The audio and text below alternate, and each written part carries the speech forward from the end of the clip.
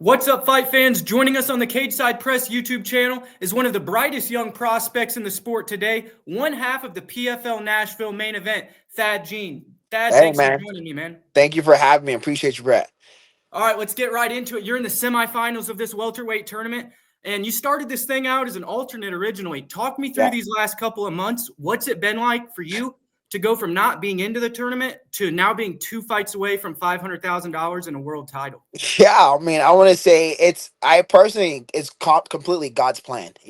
As you said, I wasn't supposed to be in the tournament, but, at the beginning of the year, I was constantly praying to be the winner of this tournament. Even before getting a call to become an alternate, at the beginning of the year, I was praying to become the winner of the tournament. And then when I got the call to become an alternate, at first you're like, okay, why am I still an alternate? I got friends calling me, why am I still an alternate? But one thing about my faith is that you got to have faith, and that's what it was. I just had faith throughout the whole thing that even though I was an alternate, we know how the past years have gone. Alternates has always had an opportunity to become something, to get into the tournament. So I just had to stay ready. And when as friends were like, "What's going on?" I'm like, "Bro, I have faith. Don't worry, it's gonna happen." And once it happened, I made sure I made the most of it. Yeah, and speaking of your friends, I was at your last fight against Burkamov in Florida. It seemed like you had a lot of crowd support there that night. What was it Yeah. like for you to pick up the biggest win of your career in front of family and friends? And are they planning on making the trip to Nashville for this one?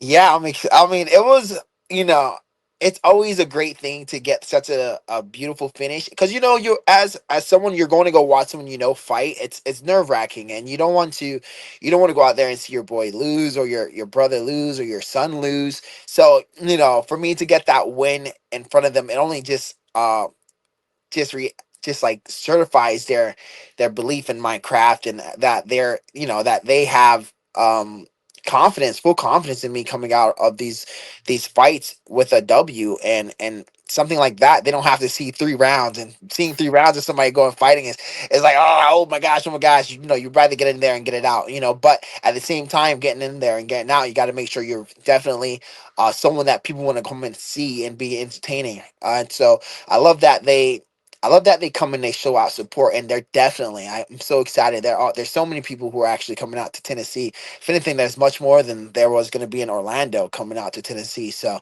it's definitely a blessing that I have such an amazing support system in the Silverback Nation, and I cannot express enough how grateful I am to them. Yeah, you certainly got to show off the skills and put on a dominant performance in that opening round. But now you're going to be facing Jason Jackson, a former Bellator world champion. This is going to be your opponent June 12th, the first world champion that you fought before. What would it mean to you to add his name to your resume? It's exactly exactly what you guys are saying. He's the first world champion, and that um having his name added to my resume is like having everyone that he's beaten's name added to my resume as well. So then it defeats of the talk of, oh, you don't have experience, or who have you beaten? Okay, I've beaten Jason Jackson. Who has Exactly. Jason You're the most Jackson? experienced guy there is. Right?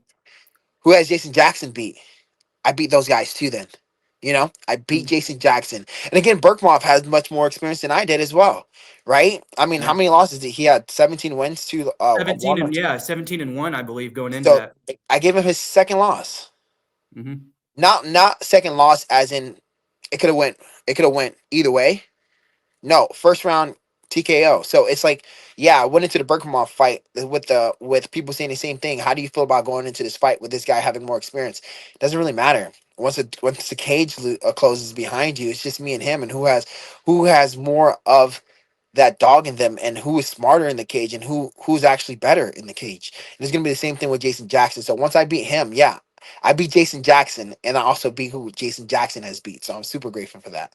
Yeah, I like that. That certainly makes a lot of sense to me. Now, Jason and you are you in Nashville currently? It looked like you guys were doing some promotion and Oh were yeah, facing so off. we had a media tour. I'm not Nashville anymore. I got to come back home to get my training and to do so I could actually do get ready for this fight. But we did have a media day tour, which was it's my first one. Main event, and I've actually just main card. I've been wanting to be on the main card since I got into the PFL. I've been always shooting in the prelims, starting off the card, or second or third fight within the card.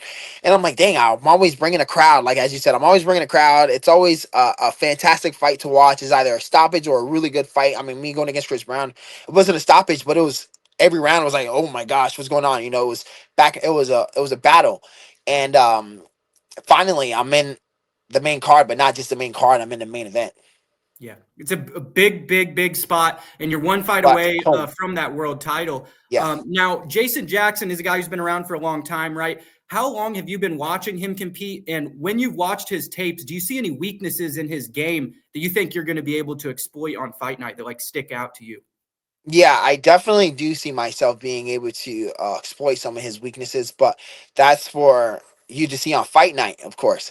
For you to see on fight night, and I mean, for him to know that on fight night, hey, you should have watched your past fights and seen that this was something you should have gotten fixed. But you know what? That's the thing about people who've been in the game for so long.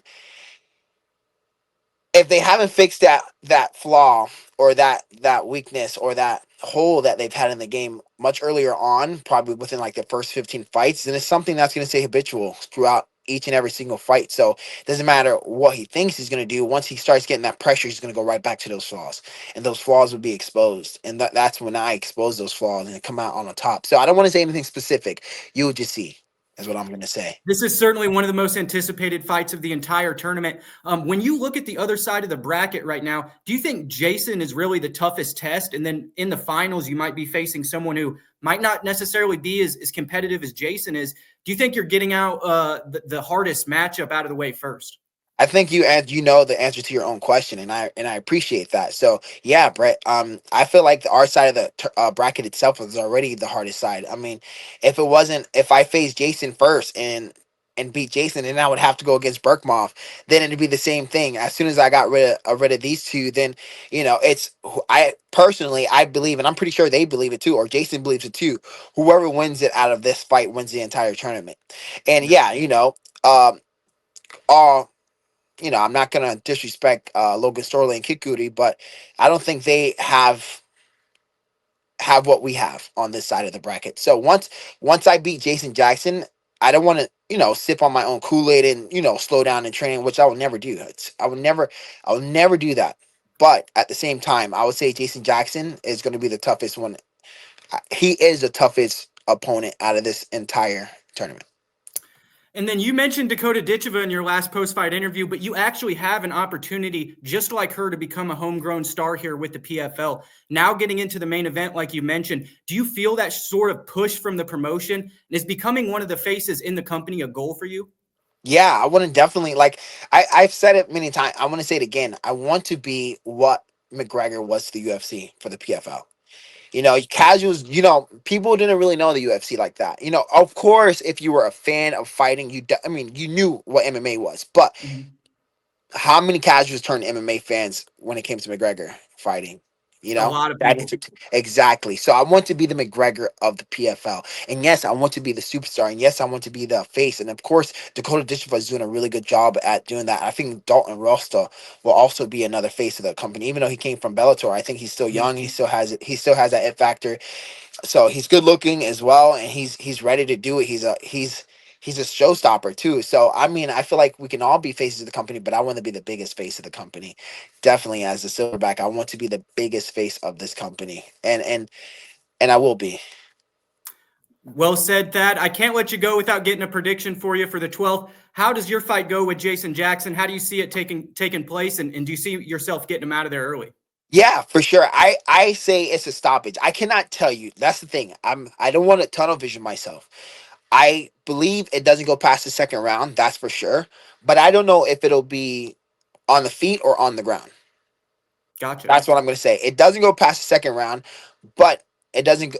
I don't know if it's going to be a knockout or if it's going to be on the ground. If it's going to be a submission, we'll see what happens. Awesome. Fight fans, you can catch undefeated PFL standout Thad Gene in action June 12th at the Municipal Auditorium in Nashville, Tennessee, or exclusively on ESPN and ESPN Plus. Thanks again for taking your time, Thad. I really appreciate you. I appreciate you, Brad. Thank you for the questions, and I'm hoping that you tune in and tune Hey, into I'll this be there fight. fight week on the 12th. I Yeah, traveled back home to Illinois to visit some family, and I'll be there to watch you guys compete in press row. So I'm awesome. I definitely love looking that. I forward to it. appreciate you, brother. Yep. See you fight Yep. week, man. Have a great day, man.